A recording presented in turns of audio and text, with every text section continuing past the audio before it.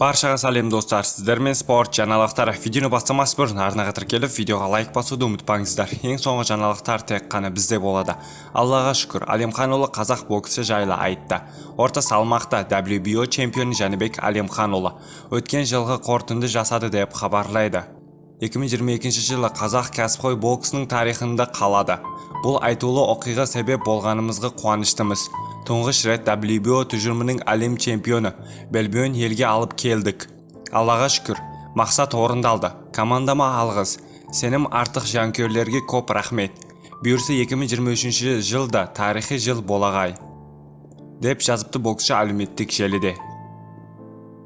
Қазақстандық нокаутшы әлемдегі әйгілі екі промоутерге үн қатты. Қазақстандық боксшы Батыр Жүкенбаев кәсіпқой рейтингде алдағы жоспарын қатысты әлеуметтік желіде пост жариялады деп хабарлайды.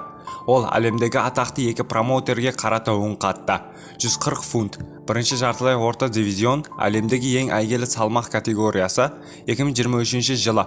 Осыны қолға алайық деп жазыпты Батыр твиттер желісінде. Фрэнк Уэрен, Топ Рэнк, Matchroom Boxing, Ludibella, Gold Buy, Promotions, TGB Promotions, PBG және Problem аккаунттарын белгілеп. Сіздермен спорт жаңалықтары болды. Арнаға тіркеліп, видеоға лайк басуды ұмытпаңыздар. Ең соңғы жаңалықтар тек қана бізде болады.